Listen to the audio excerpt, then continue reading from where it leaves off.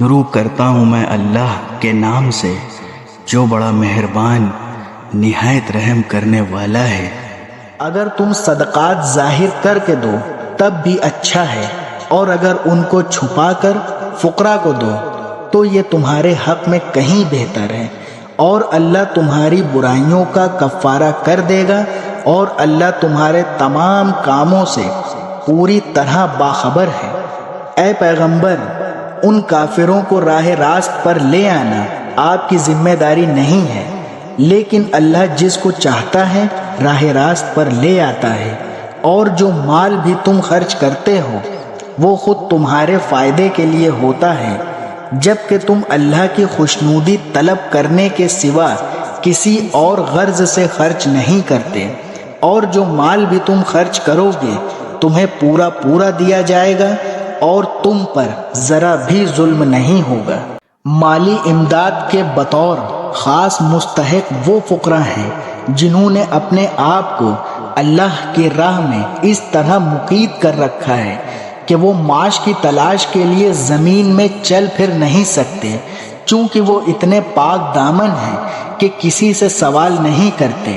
اس لیے ناواقف آدمی انہیں مالدار سمجھتا ہے۔ تم ان کے چہرے کی علامتوں سے ان کے اندرونی حالات کو پہچان سکتے ہو، مگر وہ لوگوں سے لپٹ کر سوال نہیں کرتے،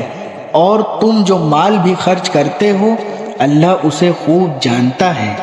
جو لوگ اپنے مال دن رات خاموشی سے بھی اور اعلانیہ بھی خرچ کرتے ہیں وہ اپنے پروردگار کے پاس اپنا ثواب پائیں گے، اور نہ انہیں کوئی خوف لاحق ہوگا نہ کوئی غم پہنچے گا۔ جو لوگ سود کھاتے ہیں وہ قیامت میں اٹھیں گے تو اس شخص کی طرح اٹھیں گے جسے شیطان نے چھو کر پاگل بنا دیا ہو۔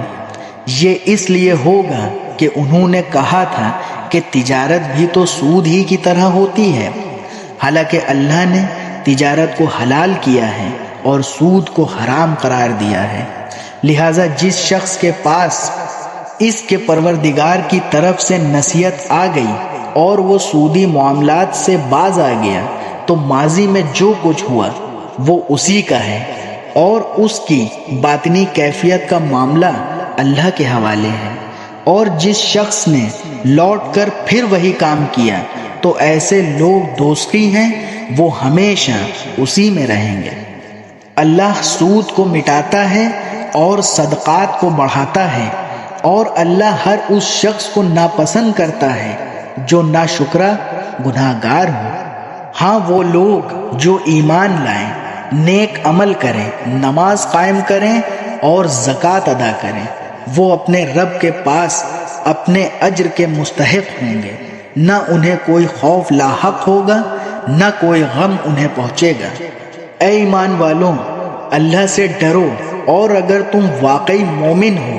تو سود کا جو حصہ بھی کسی کے ذمے باقی رہ گیا ہو اسے چھوڑ دو۔ پھر بھی اگر تم ایسا نہ کرو گے تو اللہ اور اس کے رسول کی طرف سے اعلان جنگ سن لو،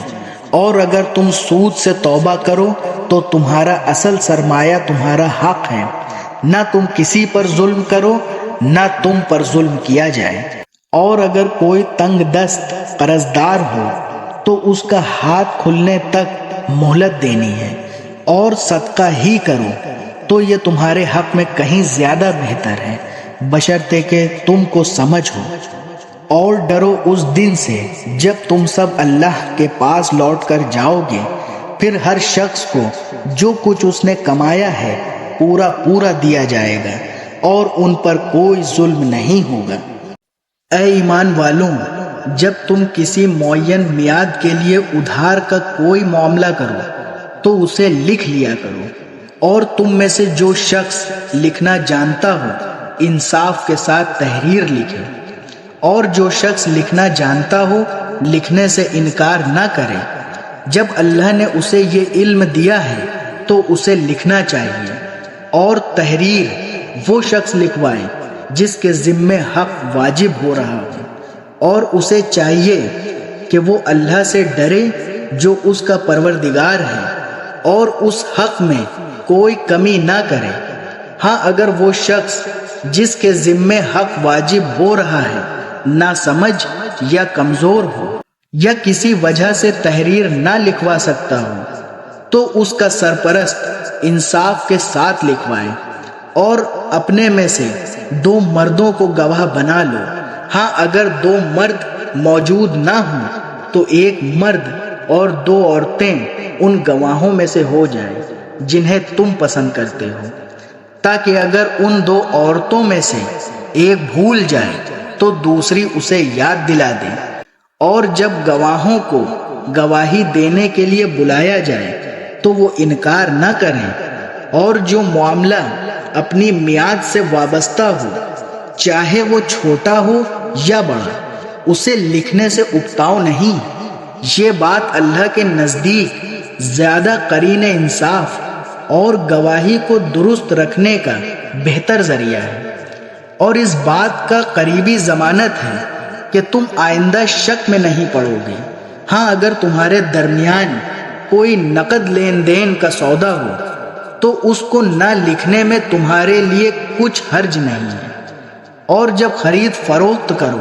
تو گواہ بنا لیا کرو، اور نہ لکھنے والے کو کوئی تکلیف پہنچائی جائے نہ گواہ کو، اور اگر ایسا کرو گے تو یہ تمہاری طرف سے نافرمانی ہوگی،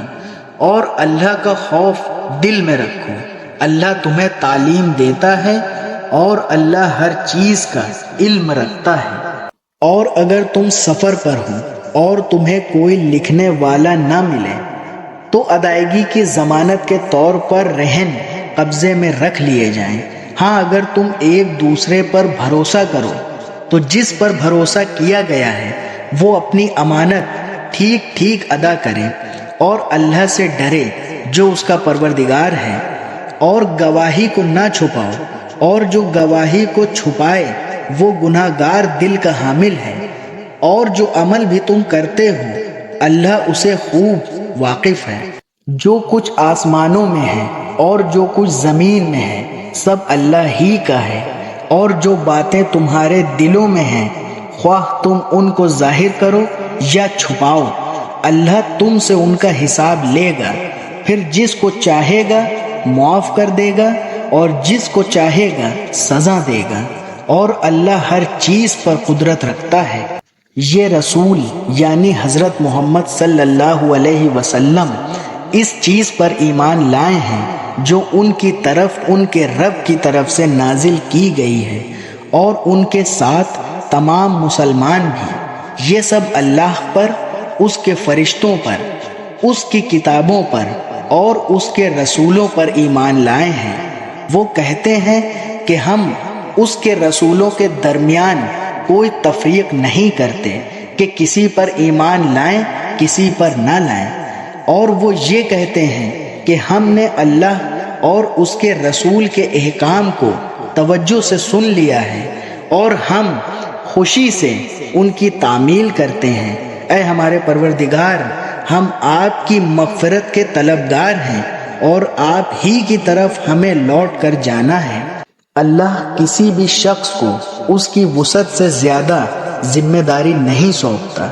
اس کو فائدہ بھی اسی کے کام سے ہوگا جو وہ اپنے ارادے سے کرے، اور نقصان بھی اسی کام سے ہوگا جو اپنے ارادے سے کرے۔ مسلمانوں، اللہ سے یہ دعا کیا کرو، اے ہمارے پروردگار، اگر ہم سے کوئی بھول چوک ہو جائے تو ہماری گرفت نہ فرمائیے، اور اے ہمارے پروردگار، ہم پر اس طرح کا بوجھ نہ ڈالیے جیسا آپ نے ہم سے پہلے لوگوں پر ڈالا تھا، اور اے ہمارے پروردگار، ہم پر ایسا بوجھ نہ ڈالیے جسے اٹھانے کی ہم میں طاقت نہ ہو، اور ہماری خطاؤں کو درگزر فرمائیے، ہمیں بخش دیجیے اور ہم پر رحم فرمائیے، آپ ہی ہمارے حامی و ناصر ہیں۔ اس لیے کافر لوگوں کے مقابلے میں ہمیں نصرت عطا فرمائیے۔